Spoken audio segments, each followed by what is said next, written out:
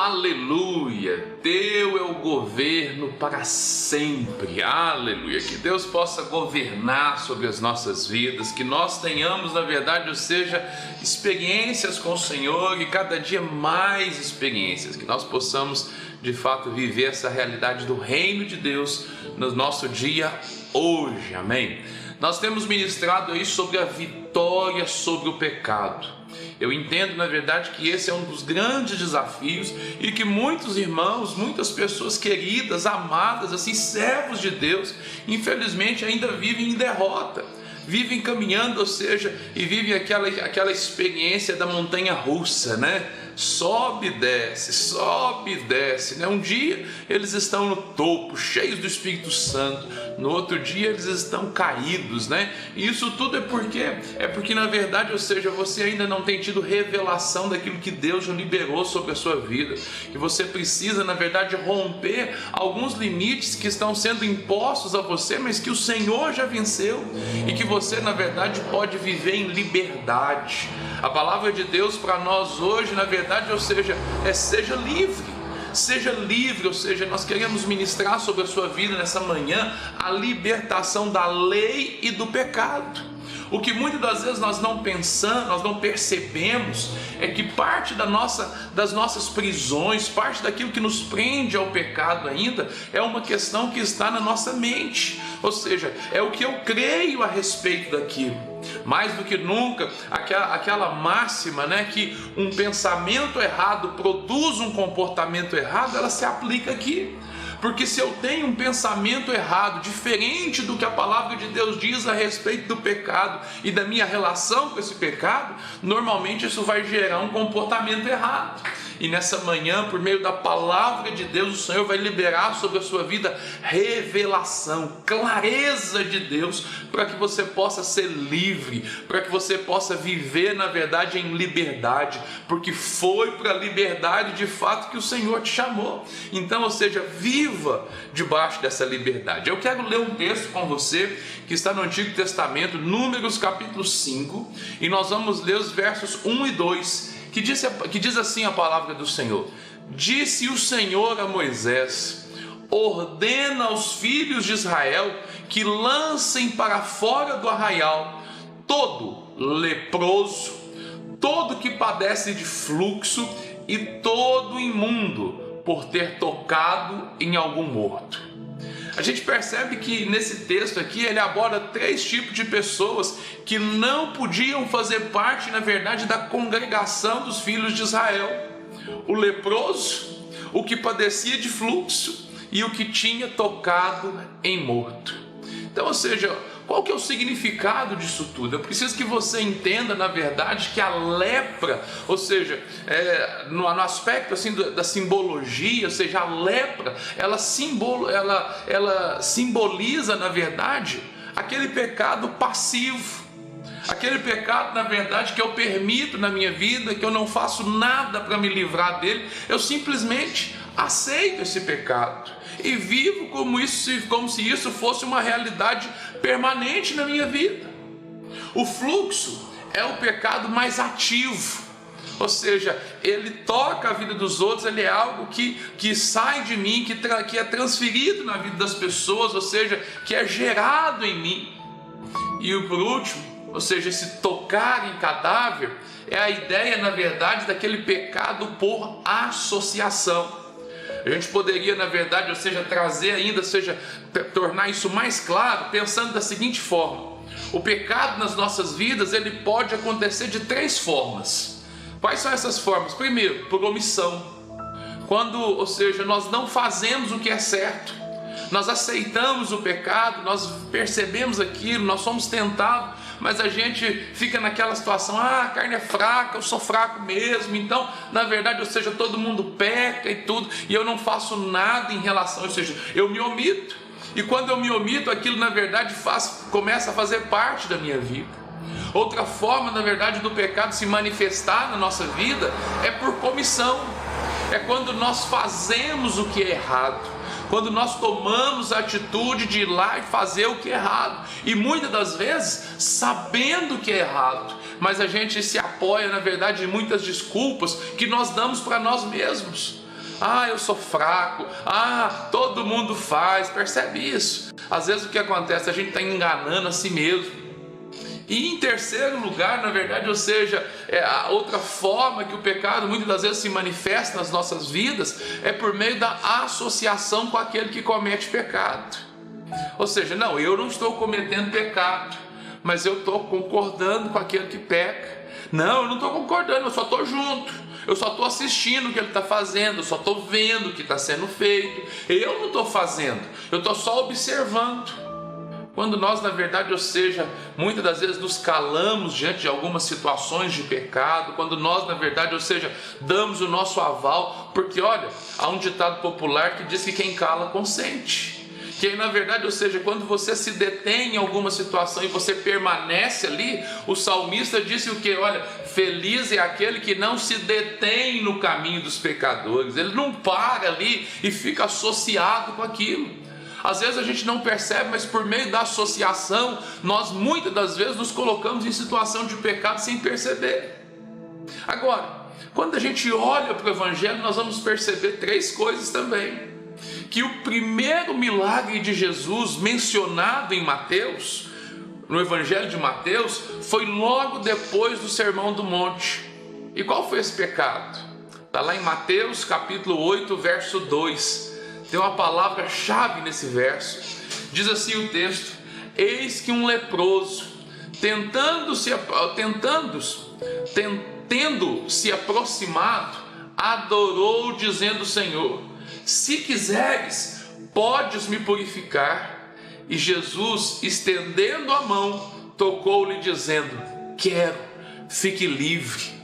Fique livre, na verdade, ou seja, então, o que nós precisamos entender? Que Jesus, na verdade, ou seja, ele cura, ou seja, a ação de Deus sobre a vida do leproso foi trazendo cura. Da mesma forma, lá em Mateus capítulo 9, verso 2, Mateus capítulo 9, verso 20, nós vemos que ele curou também uma mulher que padecia de um fluxo de sangue.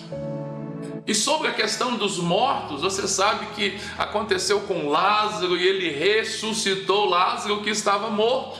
Isso na verdade mostra para nós de forma clara no Evangelho que na verdade, ou seja, o Senhor ele nos liberta de todo tipo de pecado. Seja o pecado por omissão, seja o pecado por comissão, seja o pecado por associação, todo e qualquer tipo de pecado o Senhor nos perdoa. Pastor, mas o que nós precisamos fazer? Nós precisamos confessar mais e desfrutar mais a verdade do Evangelho. Nós precisamos confessar a verdade do Evangelho. Nós precisamos confessar que o Senhor é aquele que nos perdoa. Por que eu estou falando isso? Porque muitas pessoas estão presas no pecado. Muitas pessoas, na verdade, estão acorrentadas no pecado. E elas vivem, na verdade, como se não houvesse solução. Existe solução. A solução é Jesus. Pastor Edilson falava exatamente sobre isso agora há pouco lá no Café com Deus. Olha, a solução é Jesus. Jesus, na verdade, é o caminho que nos abre assim a porta para a liberdade. Todo crente já foi liberto do pecado, mas poucos de fato acreditam nessa afirmação. Às vezes você olha e fala assim: não, pastor, eu acredito nessa afirmação, mas você acredita, ou seja, de forma mental, na prática você vive diferente. Ou seja, muitos vivem diariamente fatos que contradizem, ou seja, essa verdade. Todo o problema, na verdade, acontece por não entenderem claramente o que significa ser liberto do pecado. Tem muita gente, na verdade, que vive, que é fiel ao Senhor, que quer agradar ao Senhor, mas ele não entende. E por não entender, a sua forma de viver ainda, ou seja, é uma vida travada, é uma vida limitada. A pergunta que a gente precisa responder nessa manhã, nesse momento, é o quê? O que significa ser liberto do pecado?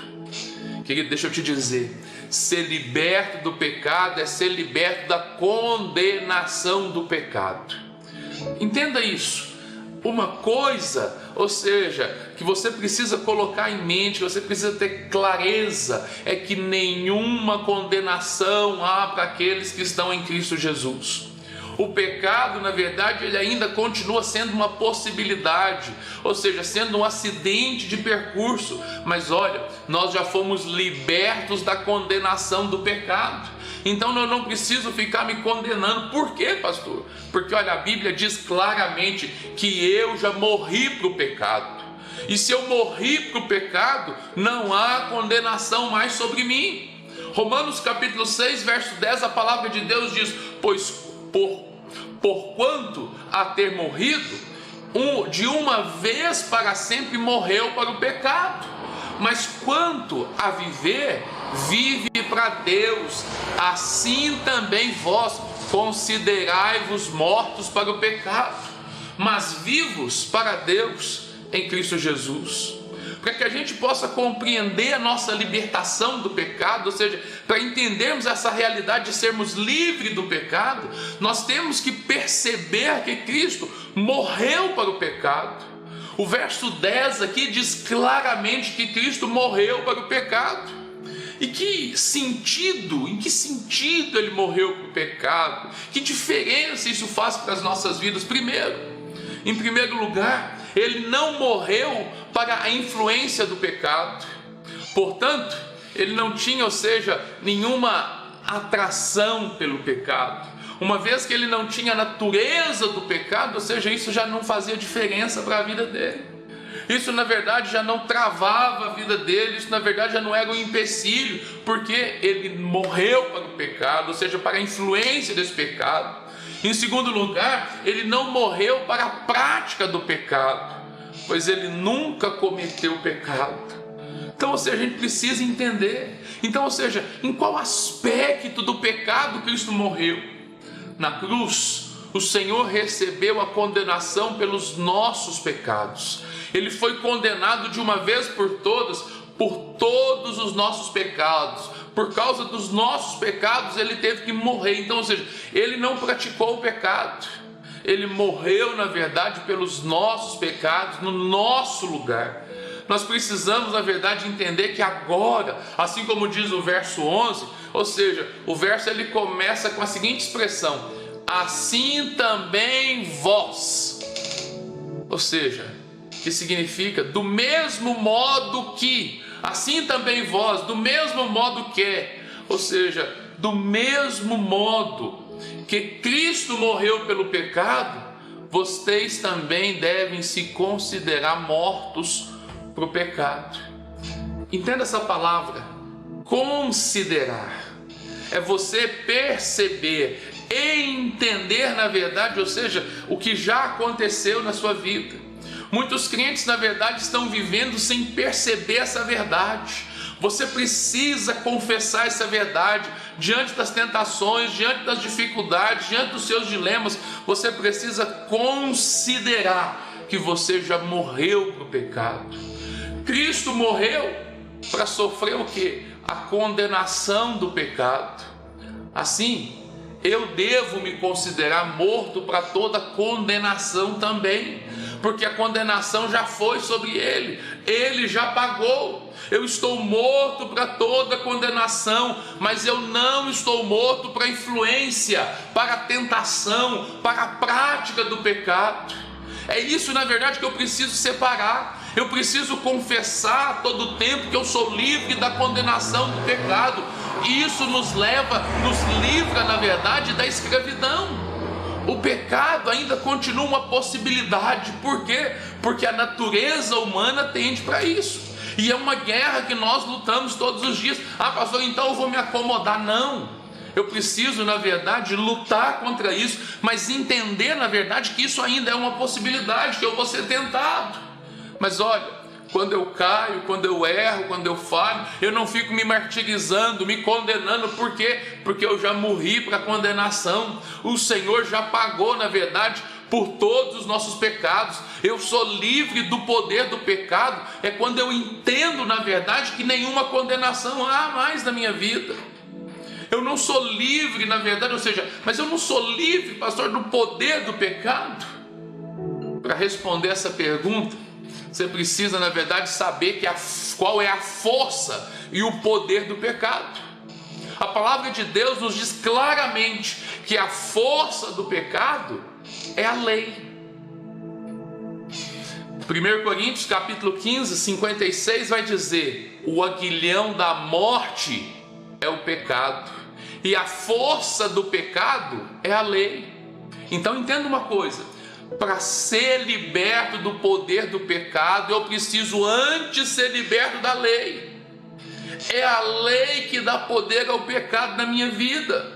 Querido, não sou eu que estou dizendo isso, não é o pastor Vladimir que está dizendo isso, é a Bíblia que está dizendo isso. Se a Bíblia está dizendo isso, eu preciso crer. Pastor, mas como que eu posso ser livre da lei? Você precisa, na verdade, apenas crer que a morte do Senhor também foi a sua morte. Quando Ele morreu, o velho homem também morreu. Quando Ele ressuscitou, nós ressuscitamos com Ele. Querido, é você entender da seguinte forma, eu vou usar uma analogia aqui simples. Você era casado com a lei. Entende isso? Você era casado com a lei. Mas uma vez que você morreu, o casamento acabou. Agora, depois de ter nascido de novo, você está casado com Cristo. Consegue ver a diferença? Esse casamento que você tinha com a lei acabou. Acabou. Ou seja, por que acabou, pastor? Porque eu morri. Mas agora eu ressuscitei em Cristo. Ou seja, eu me casei com Cristo. A definição, ou seja, de lei, ela é simples. Lei é o quê? Favor merecido. Enquanto você estiver tentando merecer a bênção de Deus, tentando conquistar o seu amor, ou seja, com seu bom comportamento, você estará vivendo debaixo da lei. Enquanto você viver assim, o pecado será cada vez mais forte na sua vida. Por quê, pastor? Porque a força do pecado é a lei. É por isso que você se frustra tanto, que você tenta, na verdade, vencer o pecado com seu bom comportamento, fazendo e acontecendo. Mas sabe o que a Bíblia diz a respeito do pecado? O que você deve fazer em relação ao pecado? A Bíblia diz: fuja do pecado. Uma vez que eu sou liberto da lei, eu nunca mais terei tentações, pastor. É isso que a Bíblia está dizendo? Não. Você ainda vai ter, ou seja, você ainda terá, você ainda será tentado, você ainda poderá cair quando tentado. Mas como você já morreu para a condenação, você não perderá a sua posição diante de Deus. Você não está mais condenado. Pastor, mas o que eu faço? Querido, hoje nós somos desafiados a vencer o pecado. Ou seja, mas o desafio não é apenas vencer o pecado. O desafio, na verdade, é apenas fugir dele. Porque nós já morremos. Nós precisamos aprender, na verdade, a fugir de tudo que dá ocasião à carne. Em outras palavras, eu preciso fugir de toda tentação. Eu digo isso com frequência e eu repito aqui nessa manhã pela milésima vez talvez. Olha, do diabo a gente enfrenta, demônio a gente enfrenta, a gente bota para correr, porque nós fazemos isso na autoridade do nome de Jesus. Mas tentação a gente foge, a gente corre. Por quê? Porque a nossa natureza tende a cair. Então, ou seja, o que eu preciso fazer? Eu sou livre dessa cadeia que se chama pecado. Eu sou livre dessa condenação. A cela está aberta. Você era preso, escravo disso. A cela estava fechada. Mas quando Jesus morreu na cruz do Calvário, a cela foi aberta. Agora, querido, saia dessa cadeia. Saia dessa cadeia. Você faz parte da graça. Você faz parte da graça para orar e não mais para cair em tentação. É você clamar ao Senhor para não entrar em tentação. Presta atenção, não é você orar para não cair em tentação. Mateus 26, 41, olha o que Jesus disse: vigiai e orai, para que não entreis em tentação. A oração é para a gente não entrar, é para a gente nem passar pela tentação. Agora tem crente que na verdade ele se dá o privilégio, ele fica o tempo todo tentando ser tentado, tentando medir força, na verdade dizer, não, eu já sou maduro, eu sou forte, eu não caio nisso, eu não caio naquilo. Ignorante. Eu sou ignorante quando eu faço isso. Eu sou tolo quando eu faço isso. Eu não tenho sabedoria quando eu estou fazendo isso. Por quê? Porque a natureza carnal, ela é falha. E ela vai entender, ou seja, o que a Bíblia diz? Aquele que está de pé, toma cuidado para não cair. E como que a gente faz isso? Fugindo da tentação, fugindo daquilo que pode me levar ao pecado. Ou seja, eu fujo, na verdade, da aparência do mal. Percebe isso? Por quê? Porque eu quero viver a vida que o Senhor tem para nós. Pastor, mas e se eu cair? Se eu cair, eu preciso ter clareza. Eu sou livre da condenação do pecado, então eu posso viver em santidade. Eu me arrependo, ou seja, isso não muda a minha posição. O meu pecado não me tira da posição de filho de Deus. Eu fui feito filho de Deus, eu sou filho de Deus. Eu pequei, eu vou me arrepender, eu vou consertar com Deus. Mas entenda isso, eu não vou ficar me condenando. A vontade do Senhor é que não entremos em tentação, mas se tivermos de passar por elas, devemos ficar firmes, sempre nos alimentando de Cristo, ou seja, porque é por meio do alimento de Cristo que nós somos fortalecidos. Mateus capítulo 6, verso 13, olha o que diz a palavra: e não nos deixeis cair em tentação, mas livra-nos do mal, porque teu é o reino, o poder e a glória para sempre. Querido, você é livre, nós precisamos viver livre da maldição da lei. Não há libertação do poder do pecado, a menos que nós experimentemos a libertação da lei, ou seja, sair dessa cadeia do merecimento. Lembre-se que a lei é demanda e exigência de Deus. Nós fomos libertos dessas demandas. Hoje, presta atenção, Ele cumpre as suas próprias exigências em nós e por nós. Qual que era a exigência em relação ao pecado? Era necessário derramamento de sangue. Jesus foi lá e derramou o seu sangue por mim. Ele pagou o preço. Ele pagou o preço por mim, ou seja, no meu lugar e por mim. Entende isso? A lei passou, na verdade, ou seja, completamente para nós, é coisa do passado. Olha, presta atenção. Muitos pensam que a gente, ou seja, que nós não matamos o próximo, porque a lei diz o quê? Não matarás. Não é por isso que você não mata o seu próximo. A verdade é que nós não matamos por quê? Porque o amor de Deus foi derramado em nossos corações. Nós recebemos uma nova natureza, e essa nova natureza rejeita o homicídio. Entende isso? Hoje, o Espírito substituiu a lei. A lei foi escrita em tábuas de pedra na velha aliança, mas agora a vontade de Deus está escrita em nosso coração. Esse é o Espírito que nos foi dado.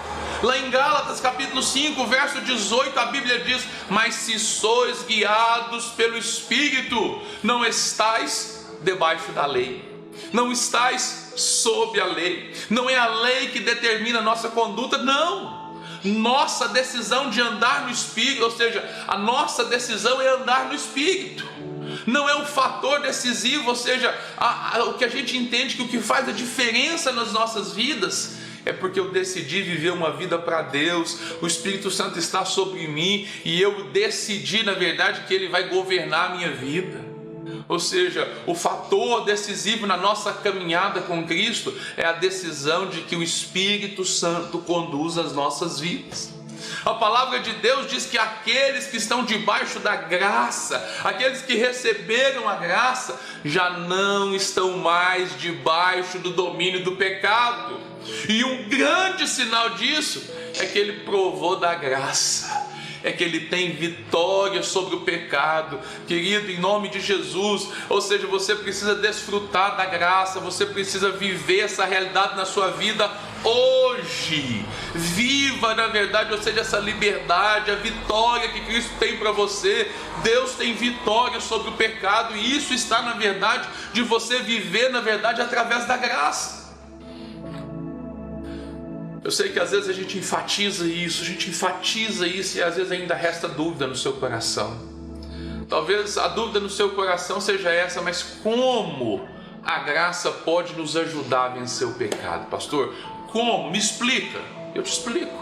Em primeiro lugar, porque quando nós sabemos que fomos perdoados, entenda isso, quando você tem clareza que você foi perdoado, nós somos conquistados pelo amor de Deus, e isso na verdade nos afasta do pecado. Eu me aproximo de Deus, eu me relaciono com Deus com mais intimidade. A consequência natural é que se eu me aproximo de Deus, eu vou me afastar do pecado. Quanto mais nós nos sentimos amados, mais nós nos afastamos do pecado e procuramos agradar a Deus. A gente precisa ser como João, o discípulo. O que ele dizia a respeito de si mesmo? O discípulo a quem Jesus amava. Você precisa dizer assim todos os dias: eu sou amado pelo Senhor. Você precisa agradecer ao Senhor e falar assim: Deus, obrigado porque o teu amor se manifesta na minha vida. Você precisa, na verdade, ou seja, declarar isso, confessar isso sobre a sua vida. Quanto mais isso se tornar realidade na sua vida, mais você vai agradar ao Senhor. Mas, ou seja, o que a gente precisa entender? A graça também significa que nós não, ou seja, que não é nós que vencemos o pecado, mas o poder de Deus que atua em nós é que vence o pecado. Isso significa que a vitória ela nos é dada, ela não é conquistada. Você não conquista a vitória, você recebe a vitória. Você pode declarar isso nessa manhã? Fala assim: eu recebi a vitória na minha vida, por meio de Cristo eu sou mais do que vencedor. É isso que o apóstolo Paulo está dizendo. Eu recebi a vitória, não foi pelo meu esforço, não foi pela minha bondade, não foi por aquilo que eu dou conta de fazer, mas é por aquilo que Cristo fez na minha vida. Viver debaixo da condenação, viver debaixo de condenação e culpa, não livra ninguém do pecado, ao contrário. Isso na verdade só produz, na verdade, pecado, só na verdade traz mais força do pecado. A lei, ela somente, o que ela faz? Ela incita a carne a ser mais consciente do pecado. Ou seja, quando eu sou mais consciente do pecado, qual que é o próximo passo? Condenação. E aí eu entro, na verdade, naquele ciclo do pecado novamente. A condenação vai me levar a pecar mais. Já que eu errei, já que eu pequei, agora deixa eu pecar direito então. Quanta gente chutando o balde, o leite, a vaca, tudo, chutando a sua vida, por quê? Porque cometeu um erro, quando na verdade deveria se arrepender. Caiu numa situação, querido, se arrependa, muda de vida. Quando a gente se sente condenado, você acaba pecando ainda mais. Mas se você se coloca sob a graça, você recebe uma dose renovada do perdão e do amor de Deus. Você se vê agora sendo justo em Cristo, porque você sabe, olha, a minha natureza tende para o pecado, eu errei, mas quando você vê o amor de Cristo, ou seja, Ele morrendo por você, liberando sobre você o perdão, ou seja, o que acontece? Você se vê como sendo justo em Cristo, e isso lhe dá poder para se levantar acima da tentação, a você vencer o seguinte: Senhor, eu sou amado, e porque eu sou amado, o Senhor vai me fortalecer. Quando você crê que é justo, que é justificado, ainda que você peque, os seus pensamentos ficarão alinhados com a sua crença. Por que você vive essa frustração do pecado? Porque você continua pensando de maneira errada. Querido, pense biblicamente, pense de acordo com o que a palavra de Deus diz. Experimente, na verdade, essa graça de Deus para que você possa ter vitória sobre o pecado. Receba nessa manhã a vitória sobre o pecado que tem te escravizado. Olha, tendo começado no Espírito, o que a Bíblia diz? Que se nós, olha, se nós, ou seja, se vivemos no Espírito, andemos também no Espírito. Você foi regenerado, você nasceu de novo, agora você passou a viver, ou seja, em Espírito, em verdade. É ridículo, querido, é ridículo, é tolo você tentar aperfeiçoar a sua carne, ou seja, pelo seu esforço próprio. Essa, na verdade, tem sido a queda de muitas pessoas. O Senhor, nessa manhã, quer te libertar, quer trazer vida para você, quer trazer uma nova experiência. Pastor, o que eu preciso fazer? Você precisa crer. Eu quero orar nessa manhã. Espírito Santo, ou seja, eu sinto no meu espírito que existem pessoas, na verdade, que são sinceras, que são desejosas de vencer o pecado, mas até hoje tem caminhado em derrota, exatamente por falta de revelação.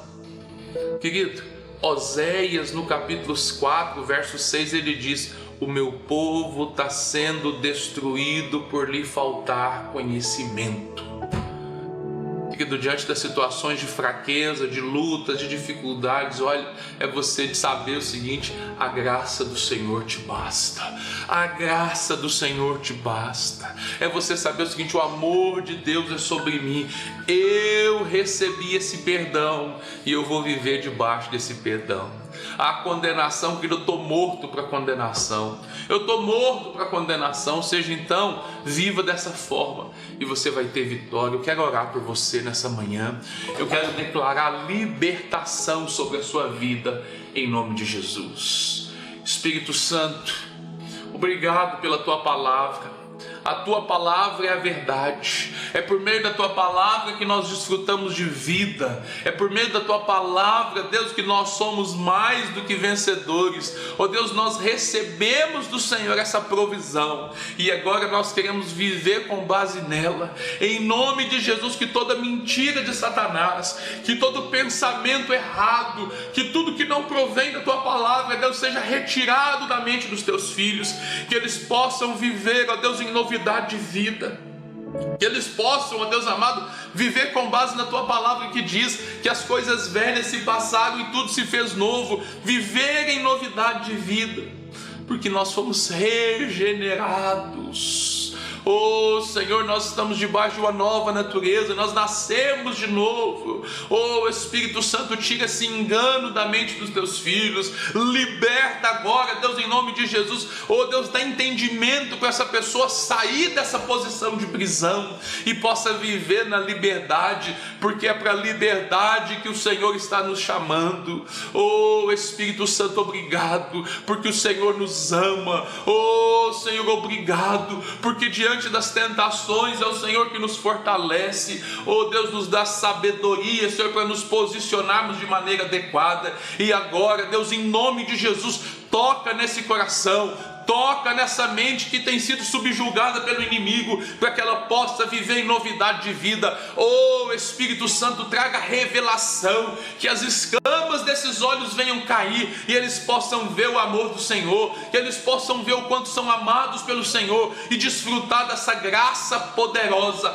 que nós recebemos no Senhor Jesus. Deus, obrigado, porque eu sou livre da condenação. Obrigado, porque nenhuma condenação há para mim, porque eu estou em Cristo Jesus. Aleluia, amém, amém, amém. Jesus, você pode dizer isso, você pode dizer: eu sou livre de toda condenação, eu sou livre do pecado. O Senhor, ou seja, me deu essa libertação. Eu recebi do Senhor o poder para ser livre, em nome de Jesus. Amém, amém e amém. Aleluia.